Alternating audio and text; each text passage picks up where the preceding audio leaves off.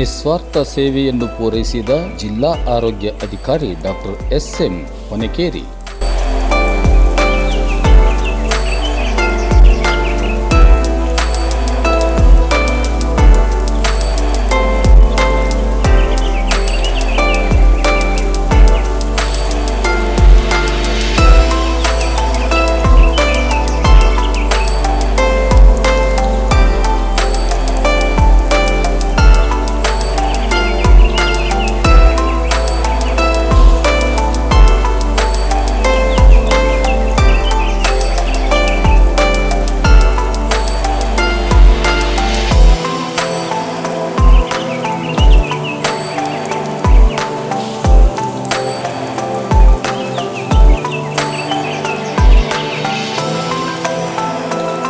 ನಮಸ್ಕಾರ ವೀಕ್ಷಕರೇ, ಎಸ್.ಎನ್ ಟಿವಿಯ ವಿಶೇಷ ಕಾರ್ಯಕ್ರಮಕ್ಕೆ ಸ್ವಾಗತ. ನಾನು ನಿಮ್ಮ ಮಂಜುನಾಥ್ ಎಂಗುಡಿ.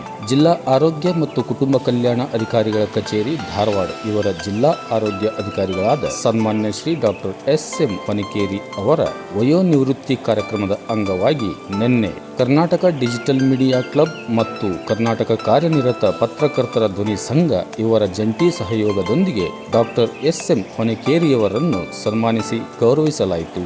ಈ ಸಂದರ್ಭದಲ್ಲಿ ಎಲ್ಲ ಸಾಮಾಜಿಕ ಜಾಲತಾಣ ವಾಹಿನಿಗಳ ಸಂಪಾದಕರು, ವರದಿಗಾರರು ಮತ್ತು ಪತ್ರಿಕೆಗಳ ಸಂಪಾದಕರು ಮತ್ತು ವರದಿಗಾರರು ಉಪಸ್ಥಿತರಿದ್ದರು.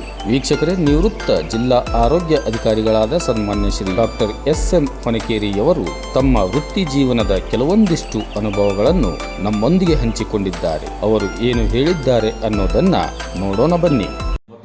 ಈ ಒಂದು ಸರ್ಕಾರ ಸೇವೆಗೆ ಬಂದೆ. ಸೊ ಮೊದಲು ನಾನು ಪ್ರಾಥಮಿಕ ಆರೋಗ್ಯ ಕೇಂದ್ರ ಬೆಳಗಲ್ಪೇಟೆ ಅಂತ ಹಂದಲ್ ತಾಲೂಕಿನಲ್ಲಿದೆ. ಈಗದು ಹಾವೇರಿ ಜಿಲ್ಲೆಯಲ್ಲಿ. ಅಲ್ಲೇ ಸುಮಾರಾಗಿ ನಾನು 10 ವರ್ಷ ಗುತ್ತಿಗೆ ಆಧಾರದ ಮೇಲೆ ಮತ್ತು ರೆಗ್ಯುಲರ್ ಕೆಲಸ ಮಾಡಿದೆ. ಅದಾದ ನಂತರ ನಾನು ನರಗುಂದ ತಾಲೂಕಿನ ಜಗಾಪುರಲ್ಲಿ ಹೋದೆ. ನನ್ನ ನೇಟಿವ್ ಪ್ಲೇಸ್ ಅದು. ಅಲ್ಲಿ 4 ವರ್ಷ ಕೆಲಸ ಮಾಡಿದೆ, ಅಲ್ಲಿ ಮೆಡಿಕಲ್ ಆಫೀಸರ್ ಅಂತ. ಅದಾದಮೇಲೆ ಇಲ್ಲಿ ಧಾರವಾಡಕ್ಕೆ ಬಂದೆ. ಸುಮಾರು 2007ರಿಂದ 2016 ಮಟ್ಟ ಇಲ್ಲಿ ಒಂದು ಡಿಸ್ಟ್ರಿಕ್ಟ್ ಪ್ರಾಜೆಕ್ಟ್ ಮ್ಯಾನೇಜ್ಮೆಂಟ್ ಆಫೀಸ್ ಅಂತ ಪೋಸ್ಟ್ನಲ್ಲಿ ವಿವಿಧ ವಿದ್ಯೆಗಳನ್ನು ಮಾಡ್ಕೊಂಡು ಕೆಲಸ ಮಾಡಿದೆ. ಅದೇ ರೀತಿಯಾಗಿ 2016ರಿಂದ 2019 ನಾನು ಗದಿಗೆ ಹೋದೆ. ಅಲ್ಲೇ RCHO ಅಂತ ಮತ್ತು ಇನ್ಚಾರ್ಜ್ DH ಅಂತ ಮಾಡಿದೆ. ಅದಾದ ನಂತರ ಮತ್ತು 2019ರಿಂದ 2023 ಮಟ್ಟ ಇಲ್ಲೇ ಮತ್ತೆ ಬಂದೆ. ಸೊ ಆ ಅವಧಿಯಲ್ಲಿ ಕೋವಿಡ್ ಎಲ್ಲ ಬಂತು. ಸೊ ಕೋವಿಡ್ನಲ್ಲಿ ನಾನು ಉಸ್ತುವಾರಿನ ವಹಿಸ್ಕೊಂಡಿದ್ದೆ. ನನಗೆ ವ್ಯಾಕ್ಸಿನೇಷನ್ ಆಗಿರ್ಬೋದು, ವಿವಿಧ ಕಾರ್ಯಕ್ರಮದ ಹುದ್ದೆಯನ್ನು ಹಚ್ಚಿದ್ರು. ಸೊ ಅದನ್ನು ನಿಭಾಯಿಸಿದೆ. ಮತ್ತು ಈಗ ಒಂದು 13 ತಿಂಗಳಿಂದ ಇಲ್ಲಿ ಜಿಲ್ಲಾ ಆರೋಗ್ಯ ಮತ್ತು ಕುಟುಂಬ ಕಲ್ಯಾಣ ಅಧಿಕಾರಿ ಕೆಲಸ ಮಾಡಿದ್ದೀನಿ. ಜಿಲ್ಲೆಯಲ್ಲಿ ನನಗೇನು ನಿರ್ವಹಿಸಿಕೊಟ್ಟಂಥ ಕೆಲಸಗಳನ್ನು ನಾನು ಒಳ್ಳೆ ಆಸಕ್ತಿಯಿಂದ ಕೆಲಸ ಮಾಡಿದ್ದೀನಿ.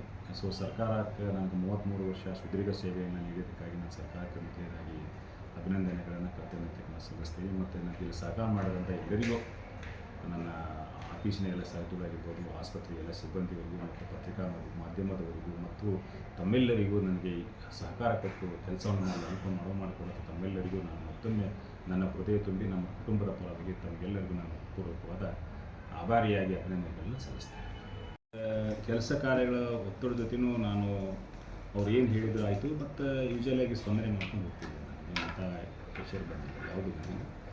ಮತ್ತು ಯೂಶಲಾಗಿ ಸಬ್ಜೆಕ್ಟ್ ಬಗ್ಗೆ ನನಗೆ ಸ್ವಲ್ಪ ಜಾಸ್ತಿ ನಾಲೆಜ್ ಇತ್ತು.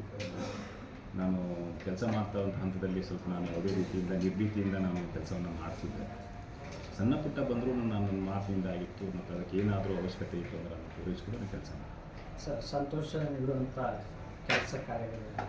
ಸಂತೋಷ, ಈಗ ನಾವು ಹೆಲ್ತ್ ಡಿಪಾರ್ಟ್ಮೆಂಟಲ್ಲಿ ನಾವು ಕೆಲಸ ಮಾಡೋದು ಪ್ರತಿದಿನ ಚಾಲೆಂಜಿಂಗ್ ಇದೆ.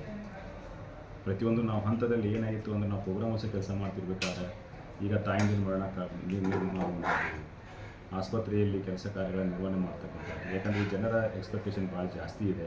ಸೊ ಅದರಂತೆ ಎಲ್ಲ ನಮ್ಮ ಸಿಬ್ಬಂದಿಯವರಿಗೆ ಅವರಿಗೆ ಸರಿಯಾದ ಮಟ್ಟದಲ್ಲಿ ನಾವು ಹೇಳಿ ಏನಿದೆ ಸರ್ಕಾರ ಆಸ್ಪತ್ರೆಗೆ ಬಂದಾಗ ಎಲ್ಲ ಬಡ ಜನ ಬರ್ತಾರೆ. ಎಲ್ಲರೂ ಬಂದಾಗ ಅವ್ರ ಜೊತೆ ಒಳ್ಳೆಯ ರೀತಿಯಿಂದ ಮಾತನಾಡುವಂಥದ್ದಾಗಲಿ, ಅವರಿಗೆ ಚಿಕಿತ್ಸೆಯನ್ನು ಕೊಡುವಂಥದ್ದಾಗಲಿ, ಅವ್ರಿಗೆ ಯಾವುದೇ ರೀತಿಯಿಂದ ತಪ್ಪು ಮಾತನಾಡದೆ ಅವ್ರನ್ನ ಕಾನ್ಫಿಡೆನ್ಸ್ಗೆ ಬಂದು ಅವರಿಗೆ ಪ್ರೀತಿಯನ್ನು ಗಳಿಸಿ ಅವರಿಗೆ ಒಳ್ಳೆಯ ಚಿಕಿತ್ಸೆಯನ್ನು ಕೊಡ್ರಿ ಅಂತ ನಾನು ಹೇಳಿದ್ದೀನಿ. ಅದರಿಂದ ಅದು ಯಾವುದೇ ರೀತಿಯಿಂದ ನಮ್ಮ ವೈದ್ಯ ಮಿತ್ರರಾಗಿರ್ಬೋದು, ಸಿಬ್ಬಂದಿಯವರು ಎಷ್ಟೋ ಕಷ್ಟ ಇದ್ದು ಕೆಲಸ ಕಾರ್ಯಗಳನ್ನು ಮಾಡಿದ್ದಾರೆ. ಮತ್ತು ಆ ನಿಟ್ಟಿನಲ್ಲಿ ಈಗ ನಾವು ನೋಡ್ಕೊಂಡಂಗಂತ ಜಿಲ್ಲೆಯಲ್ಲಿ ಅಂತ ಈಗ ಸಾಂಕ್ರಾಮಿಕ ರೋಗಗಳು ಅಂತ ಅನ್ಬೋದು. ನಾವು ಡೆಂಗು ಅಂತ ಮಹಾಮಾರಿ ಇತ್ತು. ಸೊ ಅವೆಲ್ಲ ನಾವು ಕಳೆದ 2-3 ವರ್ಷದಿಂದ ಅಂಥ ಸಮಸ್ಯೆ ಅಂತೂ ಜಿಲ್ಲೆಯಲ್ಲಿ ತಾವು ಇದ್ರಿ, ತಮಗೆ ಗೊತ್ತಿದೆ. ಅಂಥ ನಿಬಿಡವಾದ ಸಮಸ್ಯೆಗಳು ಯಾವುದೂ ಬಂದಿಲ್ಲ. ಸೊ ಅದನ್ನು ನಾವು ಹೊಡೆದೊಡಿಸಿ ಒಂದು ತಾಯಂದಿರ ಮರಣದ ಬಗ್ಗೆ ವಿಶೇಷ ಗಮನವನ್ನು ಹರಿಸಬೇಕಾಗಿದೆ. ಆ ಸಂದರ್ಭದಲ್ಲಿ ನಿಮಗೆ ಕಷ್ಟದ ದಿನಗಳು ಅನಿಸಿರ್ಬೋದು. ಕೋವಿಡ್ನಲ್ಲಿ ಬಂದಾಗ ನಮಗೆ ಏನಾಯಿತು ಕಷ್ಟದ ದಿನಗಳು ಅನ್ನೋದಕ್ಕಿಂತ ಏನಾಯಿತು ಅಂದರೆ ಸಿಕ್ಕಾಪಟ್ಟೆ ಪಾಸಿಟಿವ್ ಬರ್ತಾಯಿತ್ತು ಸರ್. ಅವ್ರಿಗೆ ಜನತೆಗೆ ಒದಗಿಸುವ ಸೌಲಭ್ಯಗಳ ಬಗ್ಗೆ ವಿಶೇಷವಾಗಿ ಅವಾಗ ಹೊಸದಾಗಿ ಬಂತಲ್ಲ, ಅವಾಗ ಸ್ವಲ್ಪ ಕಷ್ಟ ಇದ್ದರೂ ನಾವು ಪರಿಹರಿಸಿದ್ವಿ. ಆಡಳಿತ ಜಿಲ್ಲಾಡಳಿತದಿಂದ ಒಳ್ಳೆಯ ರೆಸ್ಪಾನ್ಸ್ ತೊಗೊಂಡು ನಾವು ಎಲ್ಲ ಜಿಲ್ಲಾ ಮಟ್ಟದ ಎಲ್ಲ ಅಧಿಕಾರಿಗಳಾಗಿರ್ಬೋದು ಭಾಳ ಕೈ ಕೂಡಿಸಿದ್ರು. ಮತ್ತು ತಾವು ಮೀಡಿಯಾ ಪರ್ಸನ್ಸ್ ಜೊತೆ ಎಲ್ಲರೂ ಕೈ ಕೂಡಿಸಿದ್ರು. ಯಾಕಂದ್ರೆ ಅದು ಈಕ್ವಲ್ ಆಗಿ ಎಲ್ಲರಿಗೂ ಇದು ಇತ್ತು, ಅದು ಸವಾಲಾಗಿತ್ತು. ಪತ್ರಕರ್ತರಿಂದ ಎಂದಾದರೂ ನೀವು ಅನಿಸಿದ್ರೆ? ಇಲ್ಲ ಸರ್, ನಾನು ಇಲ್ಲ ಇಲ್ಲ ಅಲ್ಲ, ಪತ್ರಿಕಾರ್ತರು ನನಗೆ ಯೂಶಲಾಗಿ ಎಲ್ಲರೂ ಬಂದವರು ಏನು ರಿಪೋರ್ಟ್ ಕೇಳ್ತಿದ್ದಾರೆ ನನಗೆ. ಈಗ ಒಂದು ಏನಾರು ಎಪಿಡೆಮಿಕ್ ಆಯಿತು, ಅವ್ರು ಹೋಗ್ಬರ್ತೀರಾ ಹೋಗ್ಬರ್ರಿ. ಎಕ್ಸಾಂಪಲ್ ಇವತ್ತು ಡೆಂಗು ಎಪಿಡೆಮಿಕ್ಸ್ ಆಯಿತು, ಇಷ್ಟು ಐದು ಕೇಸ್ ಅಂತಾರೆ. ಸೊ ಅವ್ರಿಗೆ ನಾನು ಡೆಂಗು ಅಂದರೆ ಏನು, ಡೆಂಗು ಬಗ್ಗೆ ನಾವು ಏನು ಅವೇರ್ನೆಸ್ ಕೊಡಬೇಕು, ಯಾವ ರೀತಿ ಅದನ್ನು ಪ್ರತಿಬಂಧನೆ ಮಾಡಬೇಕು, ಬಂದಾಗ ನೀವು ಯಾವ ರೀತಿ ಮಾಡ್ತೀರಿ, ಮತ್ತು ಮೇಲಾಗಿ ಈ ವರ್ಷ ಎಷ್ಟು ಕೇಸ್ ಬಂತು, ಹೋದ ವರ್ಷ ಎಷ್ಟು ಕೇಸ್ ಇತ್ತು, ಸೊ ಏನೇನು ಮಾಡ್ತಾಯಿದ್ರಿ, ಆ್ಯಕ್ಟಿವಿಟಿ ಯಾವ ತಿಂಗಳಲ್ಲಿ ಜಾಸ್ತಿ ಬಂತು ಅನ್ನೋದನ್ನು ನಾವೇನು ಮಾಡ್ತಿದ್ವಿ. ಕಳೆದ ವರ್ಷ ಯಾವ ತಿಂಗಳಲ್ಲಿ ಜಾಸ್ತಿ ಆಗಿತ್ತು ಅದನ್ನು ಈ ವರ್ಷ ಬಂದಾಗ ಅದನ್ನು ಪ್ರಿವೆನ್ಷನ್ ಮಾಡೋಕ್ಕೆ ಇಮಿಡಿಯೇಟಾಗಿ ಆ್ಯಕ್ಷನ್ ತೊಗೊತಿದ್ವಿ. ಅಂದರೆ ಆ್ಯಕ್ಷನ್ ಅಂದರೆ ಅವೇರ್ನೆಸ್ ಕೊಡ್ತಿದ್ವಿ ನಮ್ಮ ಹೆಲ್ತ್ ಸ್ಟಾಫಿಗೆ, ಪತ್ರಕರ್ತರಿಗೆ ಹೇಳ್ತೀವಿ, ಕೇಳ್ತಿದ್ವಿ ನಾವು. ಹೇಳಿ ಅವ್ರಿಗೆ ಏನು ಮಾಡ್ತಿದ್ವಿ ಅದನ್ನು ನಾವು ಹೊರಗಡಿಸುವಂಥ ಕೆಲಸವನ್ನು ಮಾಡ್ತೀವಿ. ಪತ್ರಕರ್ತರದ ಒಳ್ಳೆಯ ಸಲಹೆ ನಿಮಗೆ ಸಿಕ್ಕಿದೆ ಸರ್. ಎಲ್ಲದಕ್ಕೂ ನನ್ನ ಒಂದು ಆತ್ಮಸಾಕ್ಷಿ ನಾನು ಹೇಳ್ಬೇಕಂದ್ರೆ, ಜಿಲ್ಲಾ ಮಟ್ಟದಲ್ಲಿ ನಾನು ಸುಮಾರು ಧಾರವಾಡ ಜಿಲ್ಲೆಯಲ್ಲಿ 2007ರಿಂದ ಆಲ್ಮೋಸ್ಟ್ ಆಗಿ 15-14 ವರ್ಷ ಕೆಲಸ ಮಾಡಿದ್ದೀನಿ. ಎಲ್ಲ ಜಿಲ್ಲಾ ಮಟ್ಟದ ಅಧಿಕಾರಿಗಳು, ನಮ್ಮ ಸಿಬ್ಬಂದಿಯವರು, ಸಾರ್ವಜನಿಕರು ಮತ್ತು ತಾಮಿಲರು ನನಗೆ ಭಾಳ ಸಪೋರ್ಟ್ ಕೊಟ್ಟಿದ್ದಾರೆ. ಯಾರು ನನಗೆ ಒಂದು ರೀತಿಯಿಂದ ನನಗೆ ಇದು ಅಂತ ಮಾಡುವಂಥದ್ದು ಯಾರೂ ಮಾಡಿಲ್ಲ. ಮತ್ತು ನಾನಾದರೂ ಇವತ್ತು ಇಲ್ಲಿ ಯಾರೋ ಬಂದರು ಅಂತಂದರೆ ಬೈತಾ ಇದ್ದರೆ ನಾನೇ ಹೇಳ್ತಿದ್ದೆ ಅವ್ರಿಗೆ ಸಹಾನುಭೂತಿಯಿಂದ ಕೆಲಸ ಮಾಡೋದು ಅಂತ.